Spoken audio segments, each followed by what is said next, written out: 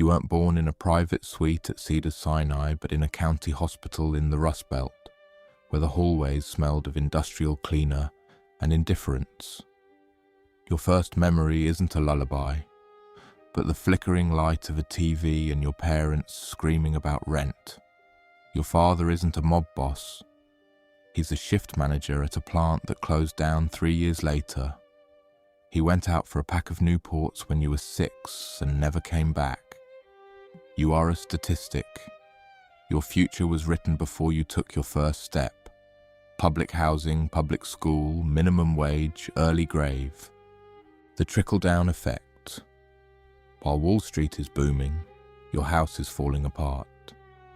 You live in a trailer park where the windows are covered with plastic wrap in winter. At school, you're the kid with the reduced lunch ticket.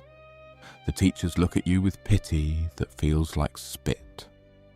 The other kids in their new Jordans talk about Disney World. You wear knockoff sneakers from Walmart with Velcro straps.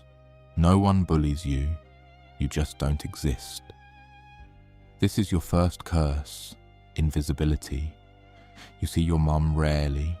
She works double shifts at a diner, smelling of grease and stale coffee. Sometimes she brings home leftover pie. Eat up, honey. But you just want her to look at you without her eyes glazing over from exhaustion. You're 15. You try to hustle. You mow lawns in the rich neighborhoods on the other side of the tracks. The sun is brutal. You smell the chlorine from their pools, the scent of a life you can't touch. One day, a group of local high school dropouts corners you behind a 7-Eleven. They aren't gangsters, they're just bored and angry.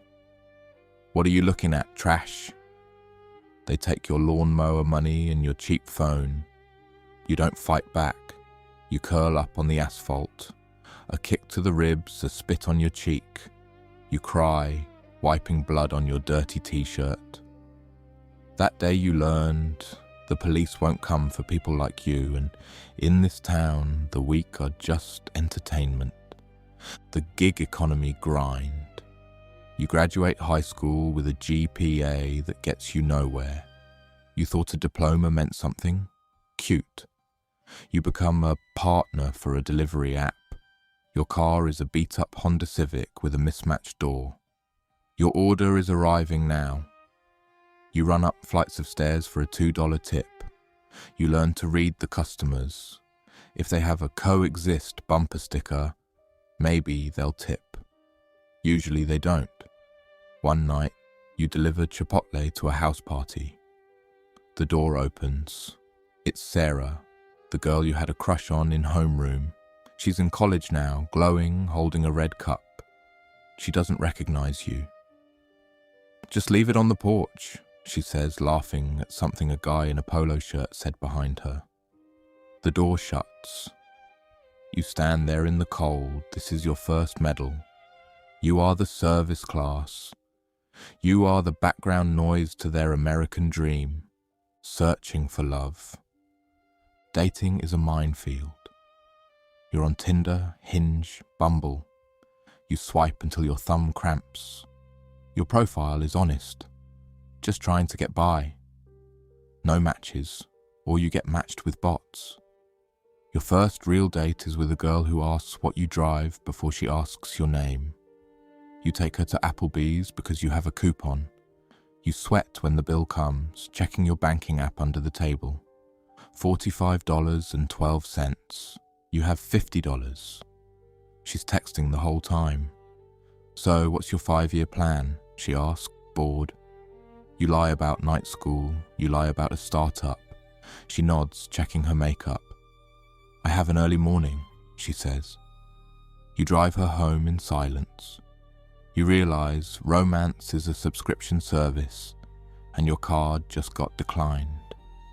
You decide to change your life. You need a better ride to do Uber Black. You go to a buy here, pay here lot. The salesman smiles like a shark. No credit, no problem. You sign for a used Dodge Charger at 24% APR. You feel like a king for a week. You cruise down the boulevard, bass thumping. But then the transmission slips, the check engine light comes on, the repair costs more than the car is worth. You take a payday loan to fix it. The spiral begins. You work 16 hours a day. You sleep in the parking lot of a Walmart. You live on Monster Energy and gas station hot dogs. Your stomach burns, your eyes are perpetually bloodshot. One night, a drunk driver in a pickup truck sideswipes you. He speeds off. You have no dash cam. Your insurance has a $2,000 deductible you don't have. The car is totaled. The loan is still there. The medical bills from the ER visit destroy your credit score. 520, 480. You are financially radioactive. You declare bankruptcy, but the shame sticks to you like tar. You live in a motel room that you pay for weekly. The neighbours are meth heads and people hiding from child support. It smells of stale smoke and despair. You work at an Amazon fulfillment centre. You are a picker. You are a robot made of meat. Beep, box, cart. You walk 15 miles a day on concrete.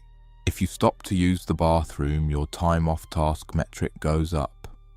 The algorithm threatens to fire you. Your back screams in agony.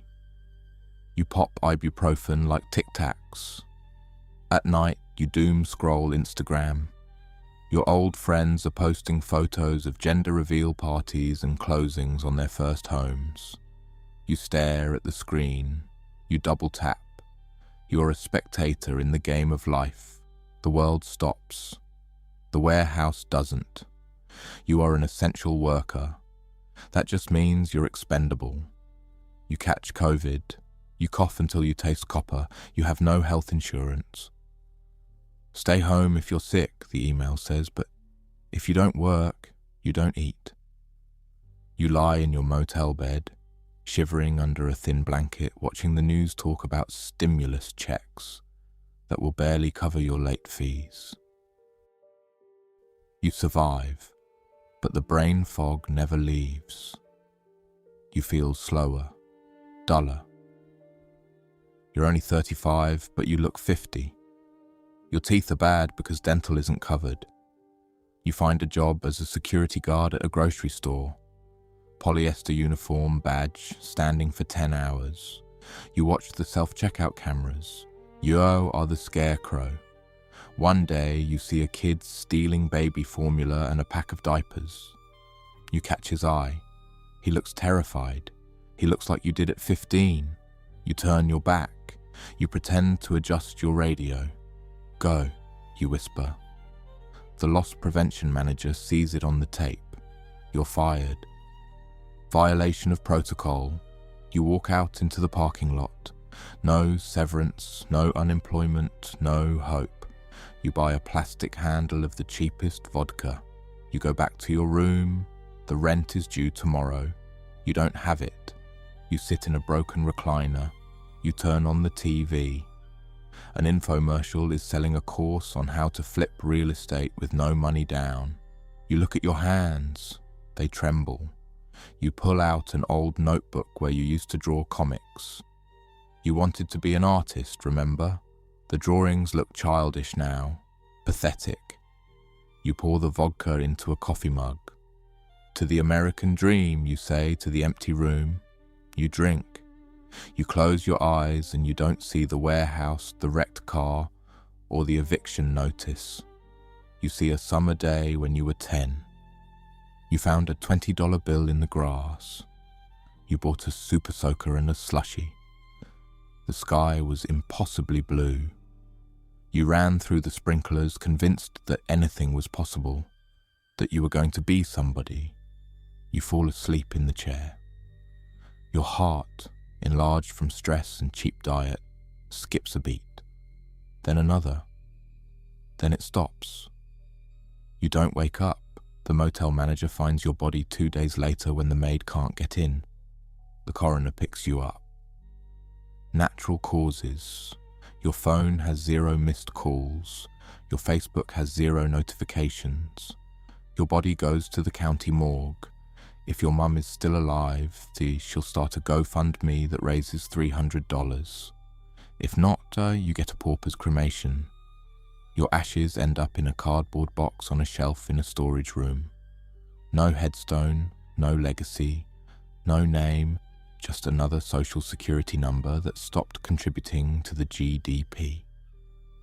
The end of the data stream.